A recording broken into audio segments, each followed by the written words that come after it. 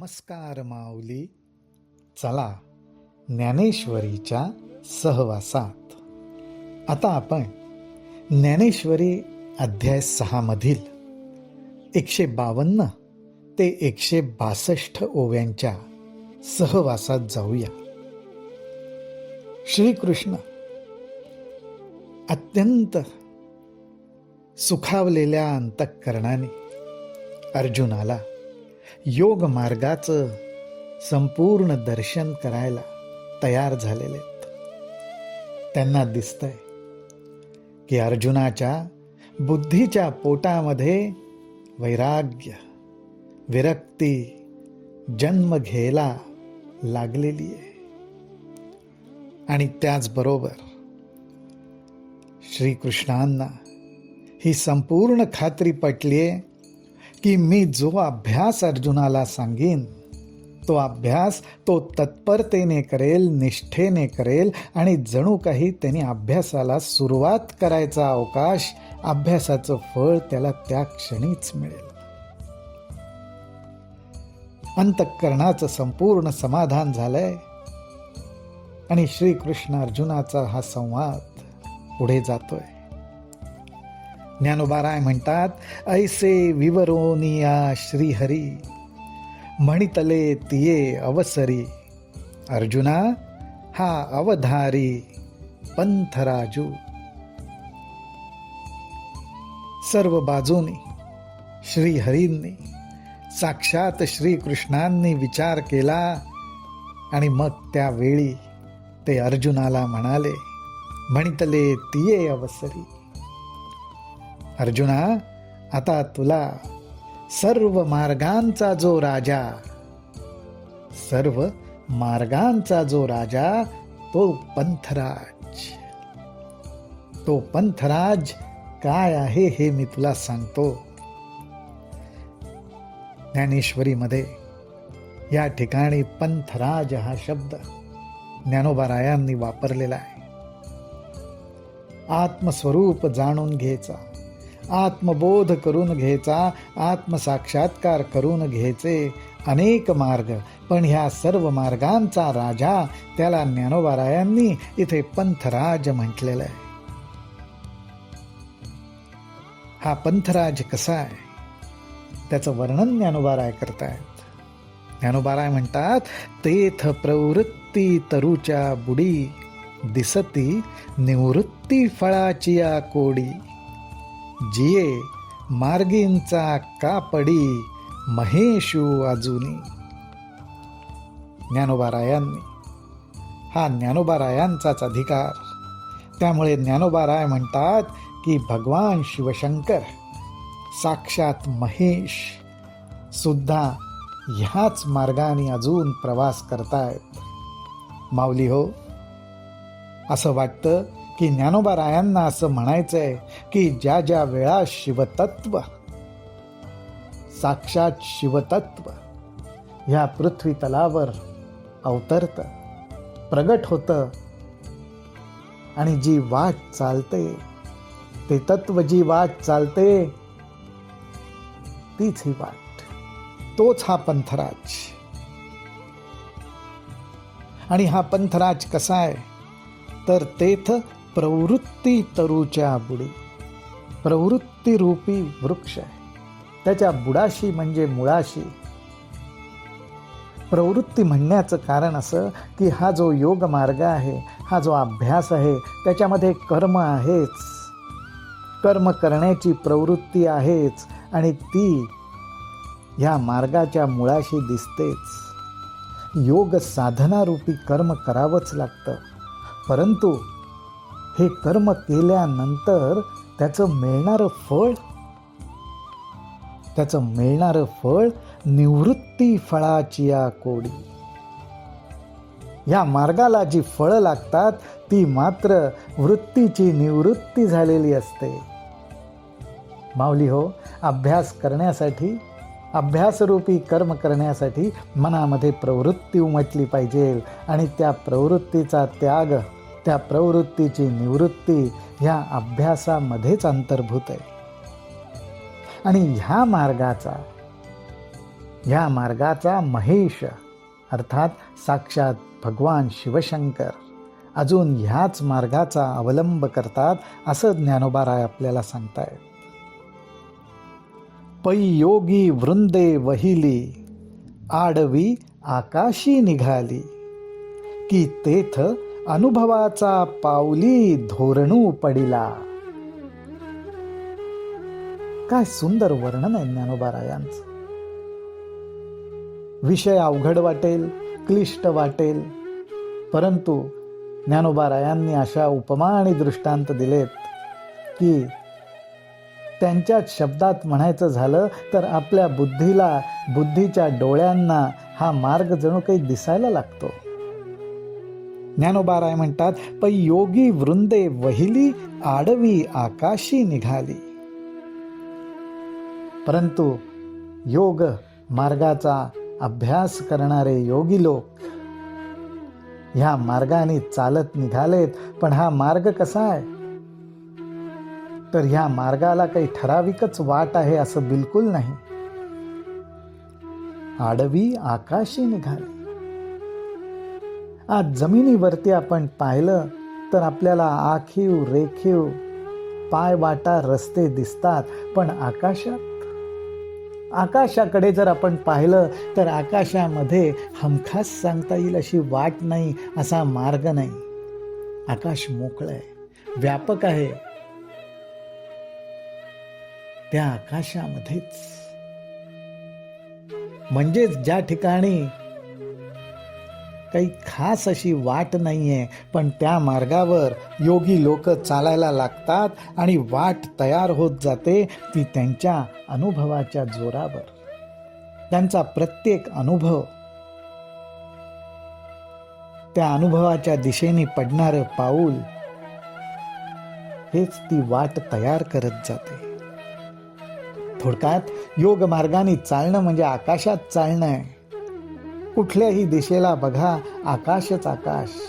पण आपण अभ्यास करायचा, अनुभव घ्यायचा, अनुभवाच्या दिशेने पाऊल टाकायचं आणि तो मार्ग तयार होतो असं ज्ञानोबाराय सांगताय. तीही आत्मबोधाचे नी उजुकारे, धाव घेतली एकसरे, की येर सकळ मार्ग निदसुरे सांडूनिया. अहो, मार्ग अनेक आहेत. आत्मबोध करून घेण्यासाठी मार्ग अनेक आहेत. त्या मार्गावरचे अनुभवही वेगवेगळे आहेत. परंतु ही साधक मंडळी, ही योगी मंडळी एकाच प्रेरणेने निघाली, एकाच ध्येयाने निघाली. ते ध्येय म्हणजे एकच, आत्मबोधाची प्राप्ती. आणि आत्मबोधाची प्राप्ती होणं हेच मुख्य ध्येय असल्यामुळे ह्या मार्गावरती चालताना इतर काही मार्ग दिसले तरी त्याचा त्यांनी त्याग केला. की येर सकळ मार्ग निदसुरे सांडूनिया.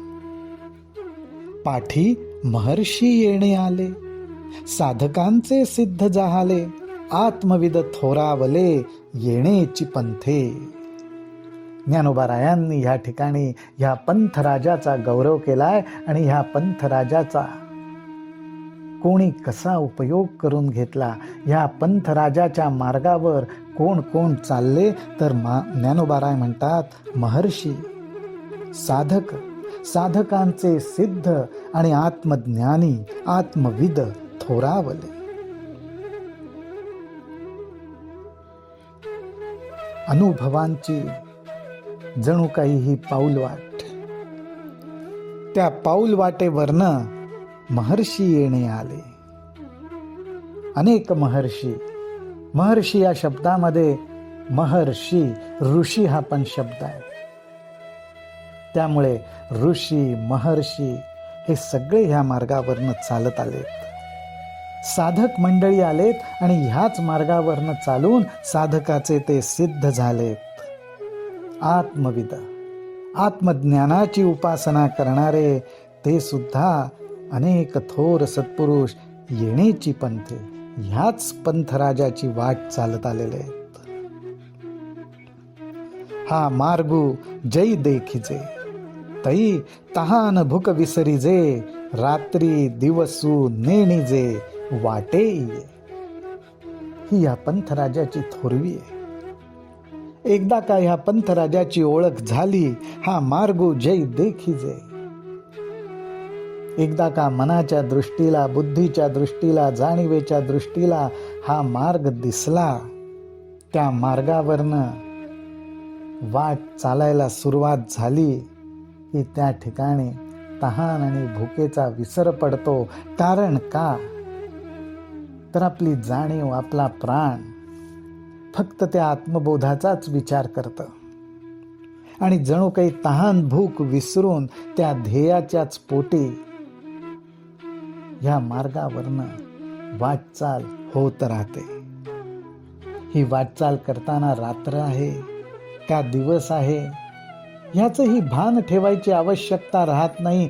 कारण माऊली हो, हा अभ्यास आपल्यापाशी घडत असतो. आपण आपल्याच ठिकाणी त्याचा अनुभवही घेत असतो. आपला अनुभव हेच ते प्रत्येक पाऊल पुढची वाट प्रगट करत जातं. उत्सुकता वाढत जाते, गोडी वाढत जाते आणि त्यातून रात्र आहे का दिवस आहे हे न बघता आपण अखंड वाट चालत राहतो. चालता पाऊल जेथ पडे, चालता पाऊल जेथ पडे, तेथ अपवर्गाची खाणी उघडे. आव्हांटलिया तरी जोडे स्वर्ग सुख. अहो, आता वाट चालायची म्हटलं की आपण पाऊल टाकणारच ना. म्हणून चालता चालता जिथं पाऊल पडेल तिथं अपवर्गाची खाणी उघडे. मोक्षाची, आत्मसुखाची उधळण होते. ज्ञानोबाराय म्हणतात तसं की प्रत्येक अनुभवच त्या मार्गावर प्रकाश टाकत जातो आणि तो अनुभव घेत घेतच साधक पुढे जात असतात.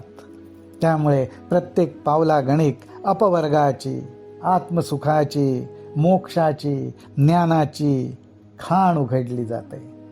अर्थात साधकाला ज्ञान प्राप्त होत जातं. अवांटलिया तरी जोडे स्वर्ग सुख. आणि चुकून काही कारणाने वाट चुकलीच, अवांटलिया किंवा मार्गाने चालताना काही अडथळे आलेच, वाटचाल अर्धवटच झाली तरी जोडे स्वर्ग सुख. एक प्रकारे ही खात्री ज्ञानोबाराय देत आहेत की असं जरी झालं तरी साधकाचा अभ्यास वाया जात नाही, पण त्याला स्वर्ग सुखाची प्राप्ती होते. अर्थात देह सुखाला धरून जो काही आपला अनुभव आहे त्याच्यापेक्षा उच्च असं सुख जीवाला प्राप्त होतं. निगिजे पूर्विलिया मोहरा, की येईजे पश्चिमेचिया घरा, निश्चळपणे धनुर्धरा चालणे येथींचे. ज्ञानोबारायांच्या ह्या ओवीत आपल्याला दिशांचा उल्लेख दिसतो. वाट चालायची, कुठल्या दिशेने जायचं याची थोडी कल्पना पाहिजे, माहिती पाहिजे, पण श्रद्धेच्या बळावर आपण ही वाट चालायला लागलो की मुळातच ज्ञानोबारायांनी वर्णन केल्याप्रमाणे ही वाट म्हणजे आकाशात शोधत जायची आहे. ही वाट आकाशातली आहे. हे आकाश कुठलं? चित्ताकाश, मस्तकाकाश. आणि प्राणाच्या साह्याने याची वाटचाल होते. कारण हे योग मार्गाचं वर्णन ज्ञानोबाराय करतायत. प्राणाच्या साह्याने आपण ह्या आकाशामध्ये ही वाट चालतो आणि आपण कुठे जाऊन पोचतो त्याच्यावर प्रकाश टाकताना ज्ञानोबाराय म्हणतात, निगिजे पूर्विलिया मोहरा. म्हणजे जणू काही आपण पूर्व दिशेने प्रवास करायला निघतो, परंतु आपण कुठे पोचतो? पश्चिम दिशेला पोचतो. की येईजे पश्चिमेचिया घरा, निश्चळपणे धनुर्धरा चालणे येथींचे. हे वर्णन जरा गूढ आहे, कोड्यात टाकणार आहे, परंतु हा योगमार्गामधला भाग आहे. ह्या योगमार्गामध्ये सुरुवातीचा जो मार्ग आहे, सुरुवातीची जी वाटचाल आहे, जो एक टप्पा आहे, तो टप्पा असा आहे की जणू काही पूर्व दिशेला आपण वाटचाल करायला निघतो आणि एक आपला टप्पा पूर्ण होतो. तो पूर्व मार्गाचा टप्पा पूर्ण झाला आणि तो टप्पा पूर्ण झाल्यानंतर पुढे जी आपली वाटचाल होते, ती वाटचाल पश्चिम दिशेकडे होते. अर्थात एक वर्तुळ पूर्ण होतं, एक सर्कल पूर्ण होतं आणि जीव ब्रह्मस्वरूप होतो. म्हणून पूर्वेच्या दिशेला चालत निघावं आणि अंतिम ध्येयाला पोचता पोचता पश्चिम दिशेला येऊन मिळावं, असं काहीसं गूढ कोड्यात टाकणारं वर्णन ज्ञानोबा करतात.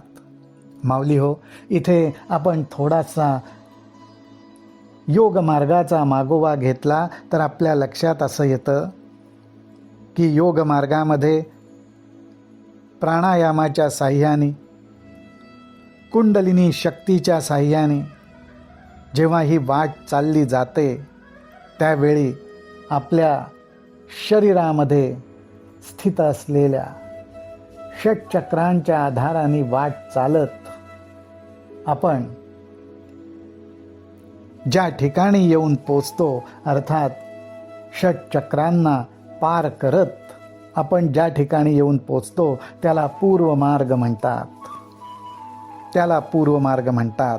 आणि त्या षटचक्रांना ओलांडून ज्या टप्प्यावर येऊन आपण पोचतो, तिथून पुढचा मार्ग जो चालू होतो तो पश्चिम दिशेने, म्हणजेच अर्थात ब्रह्मस्वरूप होणं, ब्रह्मतत्वाशी एकरूप होणं, आत्मबोध होणं, ह्या दिशेने ती वाटचाल चालू होते. त्याला पश्चिम मार्ग म्हणतात. येणे मार्गे जया ठाया जाईजे, तो गावो आपणची होईजे, हे सांगो काय सहजे जाणसी तू. हे श्रीकृष्णांचं मनोगत ज्ञानोबा व्यक्त करतायत. ते अर्जुनाला म्हणतायत, अर्जुना, येणे मार्गे जया ठाया जाईजे. असा हा जो पूर्व मार्ग, पश्चिम मार्ग, असा हा जो मार्ग आहे, त्या मार्गाने ज्या ध्येयापाशी आपण पोचायचं, ते ध्येय म्हणजे जणू काही गाव. ज्या गावाला हा मार्ग जाऊन पोचतो, ते ध्येय आपणच होऊन जातो. अर्थात आत्मबोधाच्या, आत्मानंदाच्या, आत्मसाक्षात्काराच्या ध्येयाने आपण ह्या मार्गावर चालतो आणि आपण स्वतःच आत्मस्वरूप होऊन जातो. हे तुला सहज समजेल हे सांगायची काय आवश्यकता. हे सांगो काय सहजे जाणसी तू. तेथ पार्थे म्हणितले देवा, तरी तेची मग केव्हा, का आरती समुद्रवनी न काढावा बुडतू जी मी. अर्जुन सुद्धा अत्यंत उतावीळ झालाय, अधीर झालाय आणि भगवंतांनी असं म्हटल्याबरोबर की अरे हे तू सहज जाणणार आहेस, असं म्हटल्याबरोबर अर्जुन आपला भाव, आपलं मनोगत प्रगट करतो आणि म्हणतो, पण देवा, हे मी कधी जाणणार, मला तुम्ही कधी सांगणार. आणि मी उत्सुकतारूपी, जिज्ञासारूपी समुद्रात जणू काही बुडतोय, त्याच्यातून तुम्ही मला बाहेर नाही काढणार का. अर्जुनाचा हा उतावीळपणा पाहून भगवंत म्हणतात, तव श्रीकृष्ण म्हणती ऐसे, हे उत्सृंखळ बोलणे कायसे. आम्ही सांगतसो आपैसे, वरी पुशिले तुवा. अरे अर्जुना, हे उतावीळपणासारखं बोलणं, उत्सृंखल बोलणं कशासाठी, बोलणे कायसे. अरे आम्ही तुला तेच तर सांगतोय, आम्ही तुला तेच तर सांगणार आहोत आणि तेवढ्यात तू विचारलंस. काय ज्ञानोबा रायांची नजर आहे बघा. भगवंताच्या आणि अर्जुनाच्या संवादातला प्रत्येक भाव, प्रत्येक लहान सहान गोष्ट त्यांनी टिपलेली आहे. ज्ञानोबा रायांची आपल्या सर्वांवर अशीच कृपा राहू दे आणि हा मार्ग आपल्याला त्यांच्या शब्दांच्या साह्याने आपल्या अंतःकरणात अनुभवता येऊ दे, चालता येऊ दे, हीच त्यांच्या चरणी प्रार्थना. रामकृष्ण हरी, रामकृष्ण हरी, रामकृष्ण हरी.